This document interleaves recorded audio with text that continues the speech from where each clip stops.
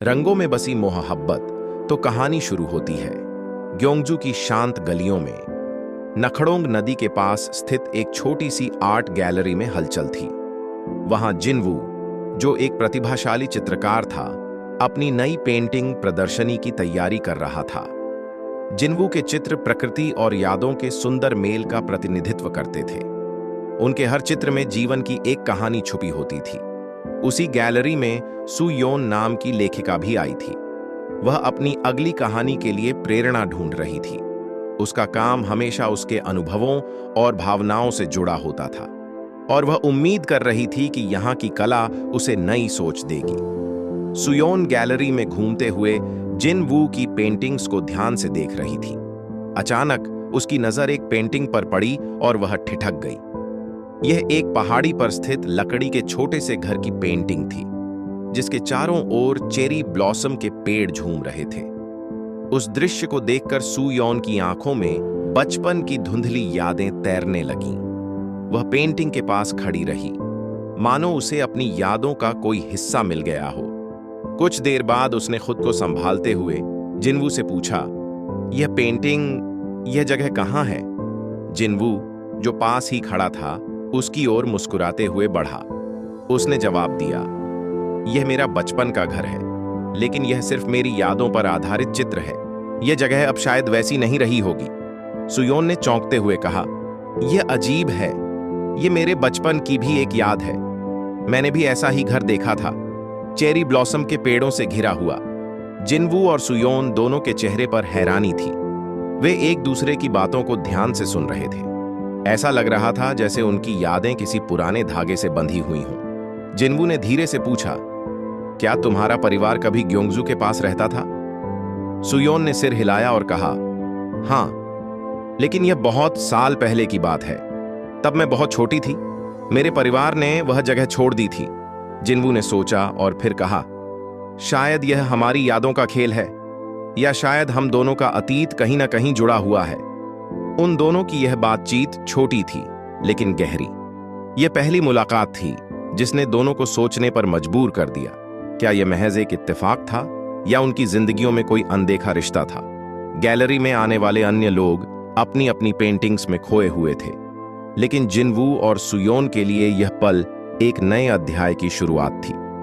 शायद यह मुलाकात उनके अतीत के धागों को सुलझाने और भविष्य को नया आकार देने का जरिया बनने वाली थी। सुयोन और जिनवू ने ग्योंगजू की उस आर्ट गैलरी में एक दूसरे से बात करना शुरू किया। जैसे जैसे उनकी बातें आगे बढ़ीं, उन्होंने पाया कि उनके बचपन की कई घटनाएं आपस में मेल खाती थीं। सुयोन ने जिनवू को बताया कि उसका परिवार उसके बचपन में ग्योंगजू के पास रहता था, लेकिन कुछ कारणों से उन्हें वह जगह छोड़नी पड़ी। जिनवू भी अपने बचपन की बातें साझा करने लगा। उसने बताया कि वह पहाड़ी पर बने उस छोटे से घर में रहता था जो उसकी पेंटिंग में दिखाई देता है। वह जगह उसके दिल के बेहद करीब थी, क्योंकि वहां उसने अपने जीवन के सबसे खूबसूरत दिन बिताए थे। सुयोन ने धीरे से कहा, मुझे याद है, वहां एक बड़ा चेरी ब्लॉसम का पेड़ था। जब वह फूलों से लदा रहता तो उसकी महक चारों ओर फैल जाती थी। क्या तुम्हें वह याद है? जिनवू की आंखों में चमक आ गई। उसने कहा, हाँ, और जब तेज हवा चलती थी तो चेरी ब्लॉसम की पंखुड़ियां जमीन पर बिछ जाती थीं। वह नजारा ऐसा लगता था जैसे कोई गुलाबी कालीन बिछा हो। उनकी बातों ने उनके बचपन की यादों को और गहरा कर दिया। सुयोन को एहसास हुआ कि जिनवू की पेंटिंग्स उसके लिए सिर्फ कला नहीं थीं, वे उसके बचपन की भावनाओं और यादों का प्रतिबिंब थीं। जिनवू ने मुस्कुराते हुए कहा, मैंने हमेशा अपनी पेंटिंग्स में अपने अतीत को कैद करने की कोशिश की है। हर बार जब मैं चित्र बनाता हूं तो ऐसा लगता है जैसे मैं अपने बचपन को फिर से जी रहा हूं। सुयोन ने सहमति में सिर हिलाते हुए कहा, और मैं अपनी कहानियों में अपने अतीत को खोजती हूं। शायद हम दोनों इसलिए ही यहां मिले हैं। हमारी कला हमें हमारे अतीत से जोड़ती है। कुछ देर तक दोनों चुपचाप बैठे रहे, जैसे वे अपनी अपनी यादों में खो गए हों। फिर जिनवू ने उत्साह से कहा, क्यों ना हम अपनी यादों को फिर से खोजने की कोशिश करें। तुम मुझे अपनी कहानियां सुनाओगी और मैं उन्हें अपनी पेंटिंग्स में उतारूंगा। सुयोन को यह प्रस्ताव बहुत पसंद आया। उसने कहा, यह अद्भुत होगा। मैं तुम्हें उन छोटी छोटी बातों के बारे में बताऊंगी जो मेरी यादों में अब भी ताज़ा हैं। और जब मैं तुम्हारी पेंटिंग्स देखूंगी तो शायद मुझे अपनी कहानियों के लिए नई प्रेरणा मिलेगी। उन दोनों ने फैसला किया कि वे ग्योंगजू के आसपास की उन जगहों को देखेंगे जो उनके बचपन से जुड़ी हो सकती हैं। वहां जाकर वे अपनी यादों को ताज़ा करेंगे और फिर जिनवू उन्हें चित्रों में और सुयोन अपनी कहानियों में ढालेंगे। उनका यह छोटा सा फैसला उनकी जिंदगियों में एक नई दिशा देने वाला था। वे दोनों एक दूसरे की यादों में न सिर्फ खुद को ढूंढ रहे थे, बल्कि अपनी कला को भी नया रूप दे रहे थे।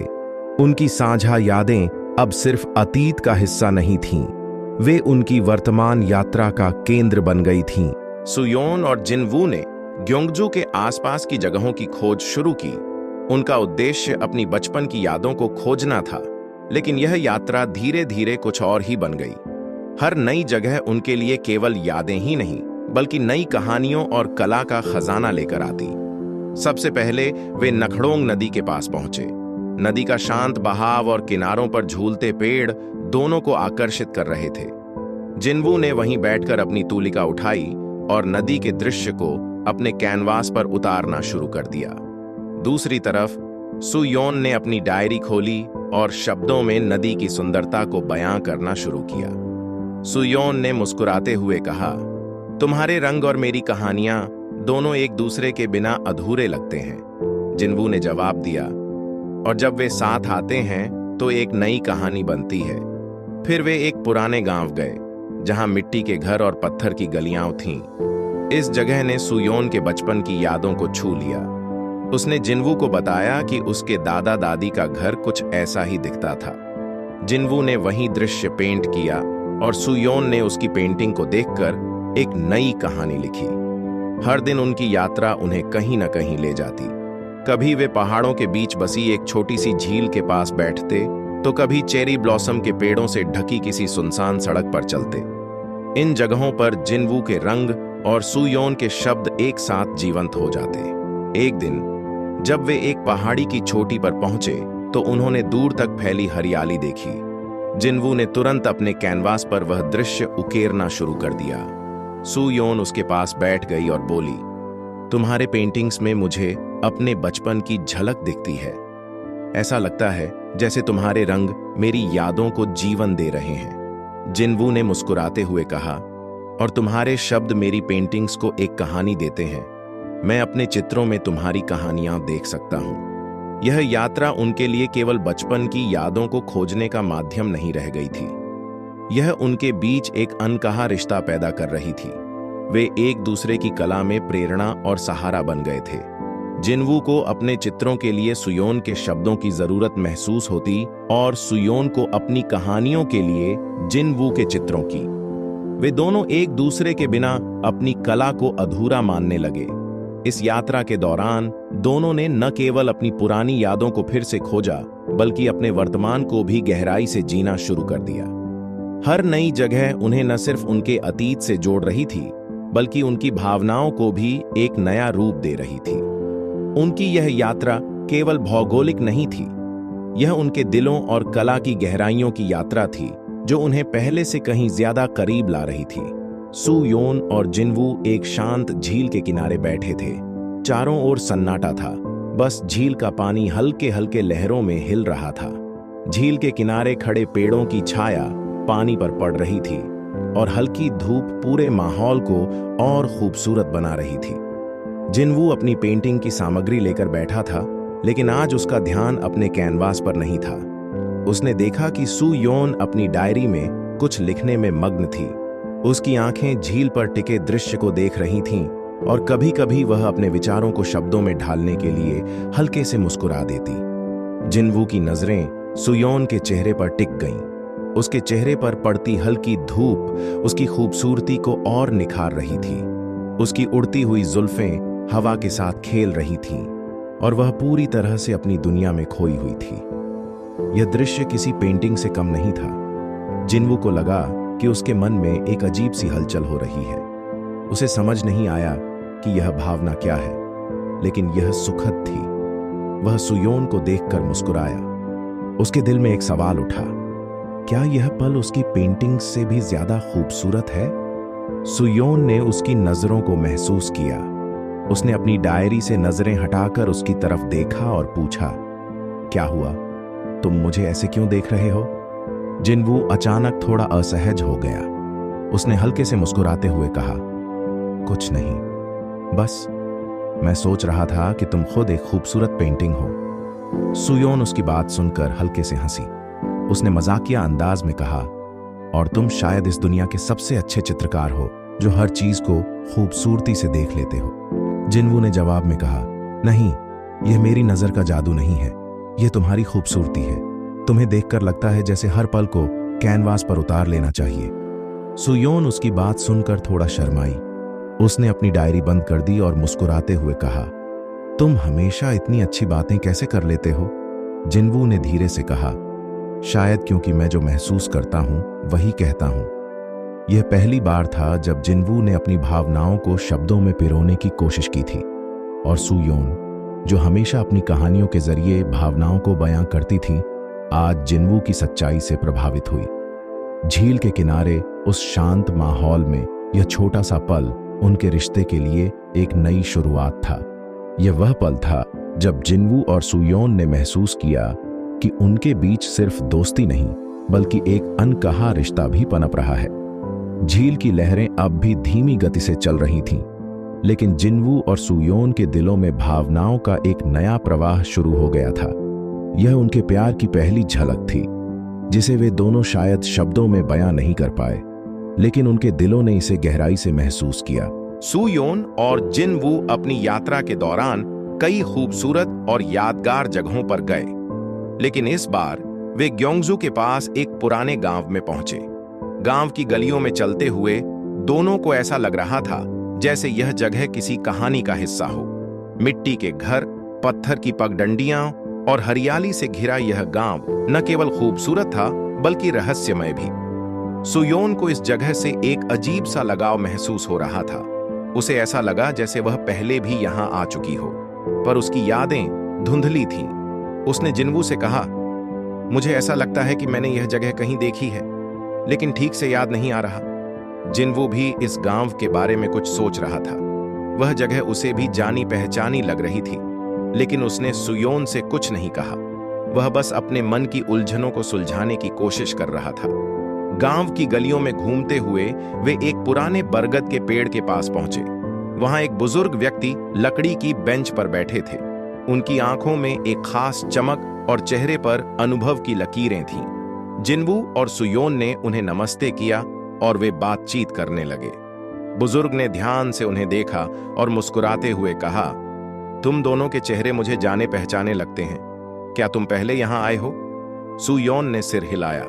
मुझे ठीक से याद नहीं, लेकिन ऐसा लगता है कि मेरा बचपन इस जगह से जुड़ा हुआ है। जिनवू ने भी कहा, और मुझे लगता है कि मैं किसी ऐसे व्यक्ति को खोज रहा हूं जिसे मैं जानता हूं, लेकिन मुझे यह नहीं पता कि वह कौन है। बुजुर्ग ने उनकी बातें सुनी और फिर गहरी सांस लेते हुए कहा, तुम दोनों का रिश्ता शायद किस्मत का खेल है। यह जगह तुम्हारे बचपन की यादों का हिस्सा रही होगी। कई बार हमारे अतीत में कुछ ऐसे राज्य होते हैं जो समय के साथ धुंधले हो जाते हैं, लेकिन जब सही वक्त आता है तो वे अपने आप खुलने लगते हैं। उनकी बातों ने सुयोन और जिनवू को सोचने पर मजबूर कर दिया। क्या यह महज एक संयोग था कि दोनों यहां आए, या उनके अतीत में वाकई कुछ ऐसा था जो उन्हें जोड़ता था? बुजुर्ग ने एक पुरानी कहानी सुनाई।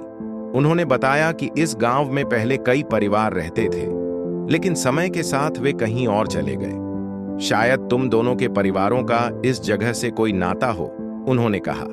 जिनवू और सुयोन ने अपने अपने अतीत की कड़ियां जोड़ने की कोशिश की। सुयोन को याद आया कि उसके माता पिता ने कभी इस गांव का जिक्र किया था। वहीं जिनवू को अपनी दादी की एक पुरानी कहानी याद आई जिसमें इसी गांव का नाम था। उन दोनों की आंखों में सवाल थे, लेकिन दिल में उम्मीद भी। उन्हें महसूस हुआ कि उनकी यह यात्रा सिर्फ कला और यादों तक सीमित नहीं थी। यह उनके अतीत के अनकहे राज्यों को उजागर करने की एक कड़ी बन गई थी। जिनवू ने सुयोन की ओर देखा और कहा, शायद हमें अपने परिवारों से बात करनी चाहिए। हो सकता है हमें अपने जवाब वहीं मिले। सुयोन ने सहमति में सिर हिलाया। उनके दिल में इस बात की जिज्ञासा थी कि क्या उनके अतीत में कोई ऐसा बंधन था जो उनकी वर्तमान यात्रा को इतना खास बना रहा था। जिनवू और सुयोन की यात्रा अब केवल यादों की खोज नहीं थी, बल्कि उनके अतीत और वर्तमान को जोड़ने का माध्यम बन गई थी। हर नई जगह, हर नया दृश्य उन्हें अपने बचपन और अपनी कला से गहराई से जोड़ता जा रहा था। जिनवू को अपनी पेंटिंग्स में एक नई समझ महसूस हो रही थी। पहले उसकी कला केवल सुंदर दृश्यों को कैनवास पर उतारने तक सीमित थी, लेकिन अब उसकी हर पेंटिंग में एक गहराई और कहानी दिखने लगी थी। जब वह अपने ब्रश से रंग भरता तो उसे ऐसा लगता जैसे वह अपने दिल के किसी अनकहे हिस्से को व्यक्त कर रहा हो। एक दिन जब वह एक पहाड़ी के दृश्य को पेंट कर रहा था तो उसने महसूस किया कि उसके हाथ खुद ब खुद वही रंग और आकार बना रहे हैं जो उसने बचपन में देखे थे। उसने सुयोन से कहा, मुझे ऐसा लगता है कि मेरी पेंटिंग्स अब सिर्फ मेरी कल्पना नहीं रही, वे मेरी यादों का हिस्सा बन गई हैं। सुयोन ने उसकी पेंटिंग को देखकर कहा, और यही मुझे मेरी कहानियों में भी महसूस होता है। तुम्हारी पेंटिंग्स को देखकर मुझे ऐसे विचार आते हैं जिन्हें मैं कभी शब्दों में नहीं ढाल पाई थी। तुम्हारी कला मेरी कहानियों को एक नई दिशा दे रही है। सुयोन की कहानियों में भी अब एक नई जान आ गई थी। उसकी डायरी के पन्नों पर लिखी गई कहानियां केवल कल्पनाओं का संग्रह नहीं थीं, बल्कि उनमें भावनाओं और यादों का गहरा प्रभाव दिखने लगा था। जब वह अपनी कहानियों में जिनवू की पेंटिंग्स का वर्णन करती तो उसके शब्द पेंटिंग्स को जीवंत बना देते। एक बार जब दोनों एक झील के किनारे बैठे थे, जिनवू ने सुयोन से कहा, क्या तुम्हें लगता है कि हमारी कला हमारे अतीत को जोड़ने का जरिया है? सुयोन ने जवाब दिया, शायद। तुम्हारी पेंटिंग्स और मेरी कहानियां हमें हमारी खोई हुई यादों तक पहुंचने में मदद कर रही हैं। मुझे ऐसा लगता है जैसे हमारी कला के धागे हमें अतीत की उन कहानियों से जोड़ रहे हैं जो कभी अधूरी रह गई थीं। जिनवू ने उसकी बात पर सहमति जताई। उसने महसूस किया कि जब वह सुयोन को पेंट करता है या उसके साथ वक्त बिताता है तो उसकी कला में एक अनजानी ऊर्जा आ जाती है। तुम्हारी उपस्थिति मेरी कला को पूरा करती है, उसने कहा। सुयोन ने मुस्कुराते हुए कहा, और तुम्हारी कला मेरी कहानियों को। शायद हम दोनों की कला का यही मकसद था, हमें हमारी यादों और हमारी भावनाओं से जोड़ना। उनकी यह बातचीत उनके रिश्ते की गहराई को और बढ़ा गई। उन्हें यह एहसास हुआ कि उनकी कला न केवल उनके अतीत को जोड़ रही थी, बल्कि उनके बीच एक अटूट बंधन भी बना रही थी। झील के किनारे बैठे वे दोनों अपनी अपनी कला में खोए हुए थे, लेकिन इस बार उनकी कला केवल उनकी खुद की नहीं थी, वह उनके साझा अनुभव, भावनाओं और यादों का एक संगम थी।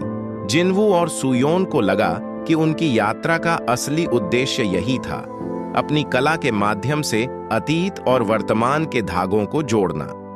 सर्दियों की हल्की धूप जिनवू के स्टूडियो में अंदर तक आ रही थी। सुयोन एक आरामदायक कुर्सी पर बैठी अपनी डायरी में कुछ लिखने में व्यस्त थी। जिनवू अपनी पेंटिंग के आखिरी हिस्से पर ध्यान दे रहा था। उसकी उंगलियां ब्रश को सहजता से कैनवास पर चला रही थीं, जैसे किसी कहानी को रंगों में बदल रही हों। जब पेंटिंग पूरी हुई, जिनवू ने पीछे हटकर उसे देखा। यह एक शांत झील का दृश्य था, जहां सूरज की किरणें पानी पर हल्की चमक बिखेर रही थीं। किनारे पर एक महिला बैठी थी जो झील की ओर देख रही थी।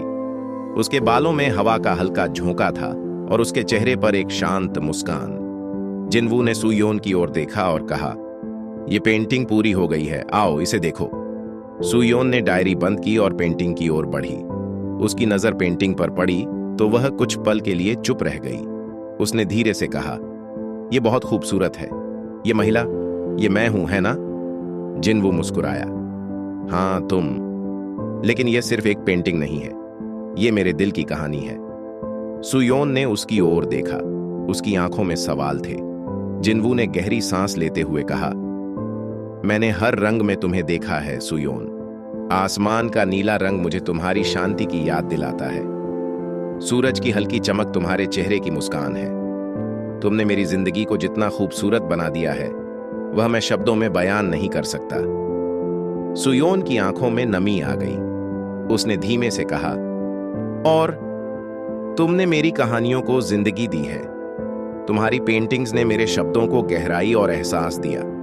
शायद हम दोनों का मिलना एक संयोग नहीं था, यह एक कहानी थी जो लिखी जानी थी।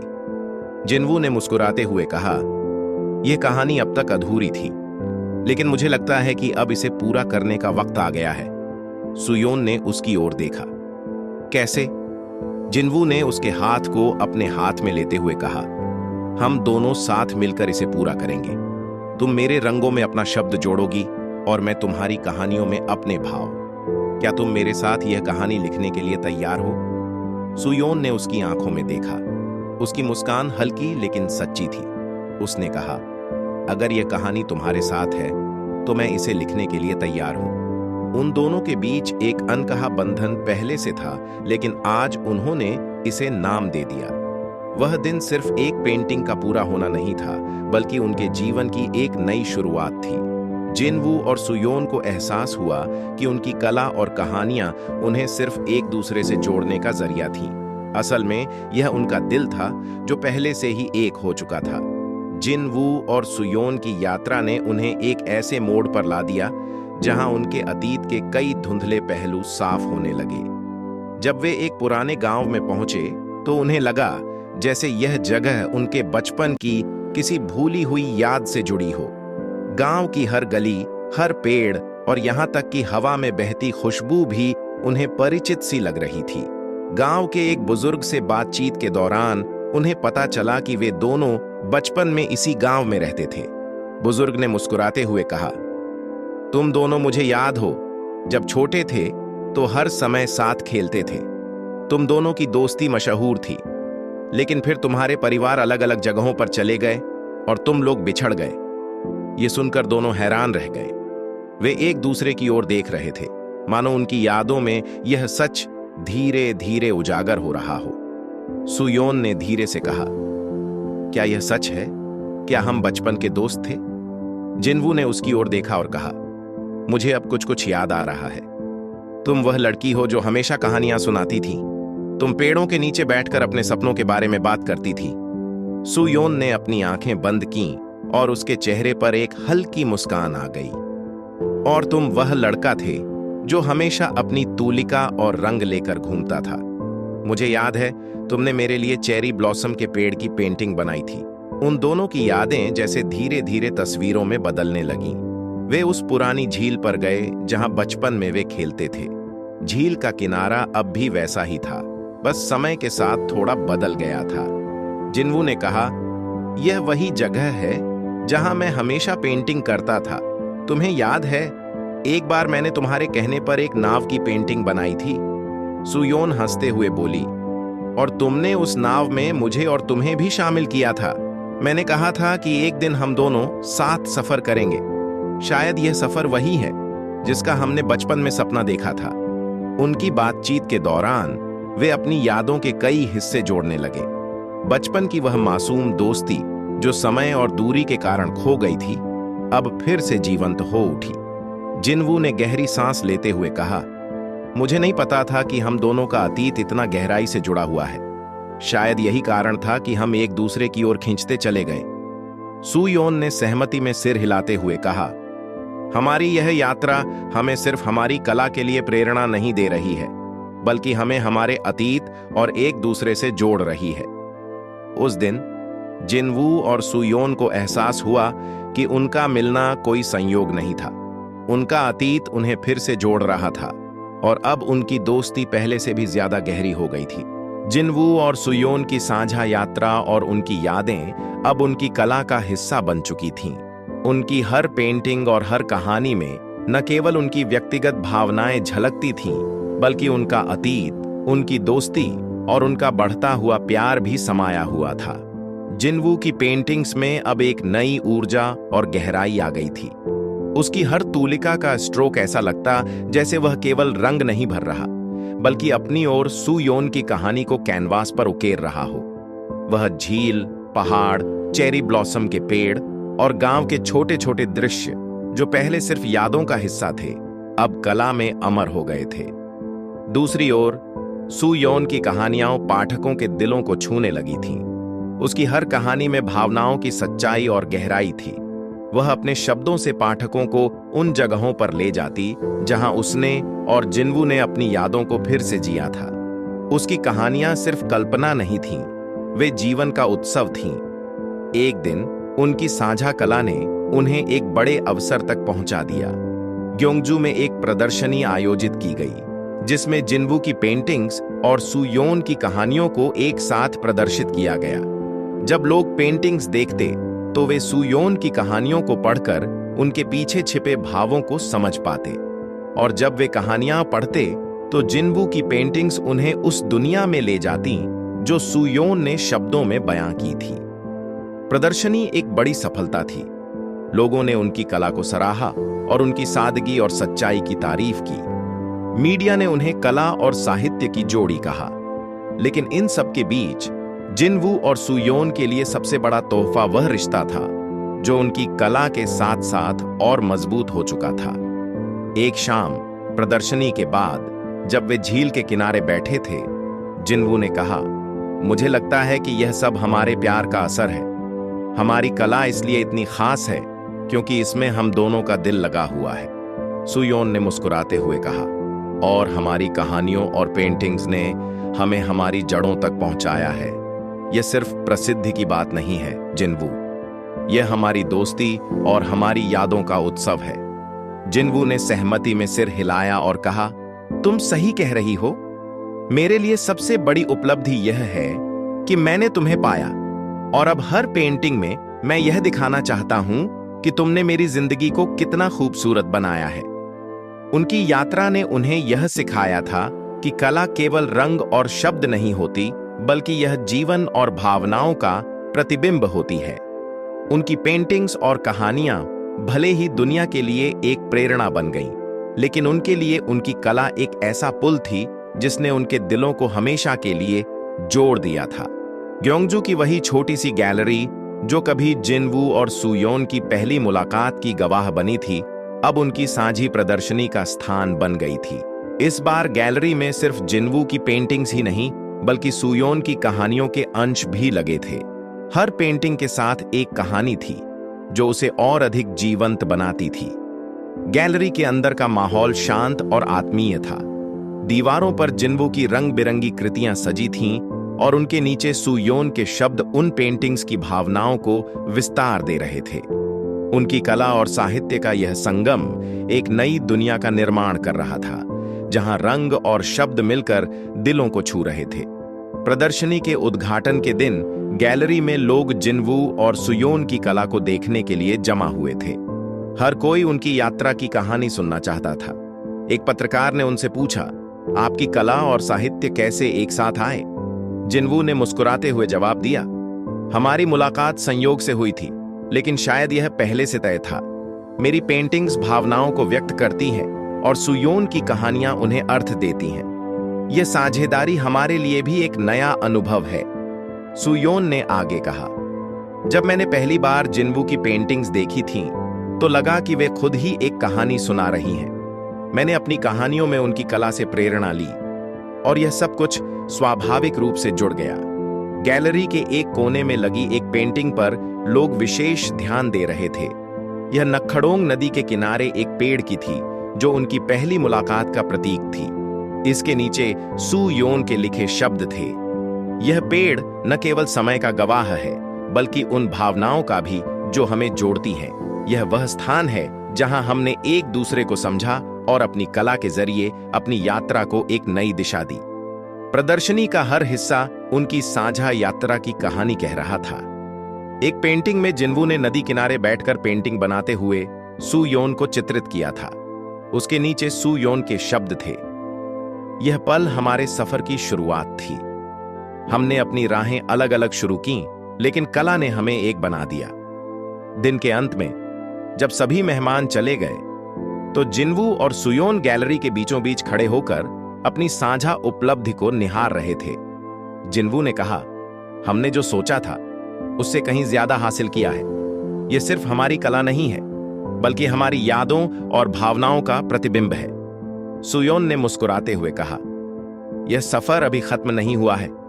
हर नई कहानी और हर नई पेंटिंग के साथ हम अपनी यात्रा को और आगे ले जाएंगे। उस रात गैलरी के बाहर खड़े होकर उन्होंने नखड़ोंग नदी की ओर देखा। ठंडी हवा चल रही थी और आसमान में चमकते सितारे उनकी उम्मीदों की तरह उजले थे। ग्योंगजू की वही गैलरी जो कभी एक शुरुआत का प्रतीक थी, अब उनकी साझी यात्रा और नए सपनों का प्रतीक बन गई थी। उनकी कला और कहानियों ने उन्हें जोड़कर एक नई दुनिया बना दी थी, एक ऐसी दुनिया जहां हर दिन एक नई पेंटिंग और कहानी का आधार बनता था। आपको कहानी कैसी लगी कमेंट में जरूर बताना। इसी तरह की प्यार भरी स्टोरी देखने के लिए वीडियो को लाइक और चैनल को सब्सक्राइब करें।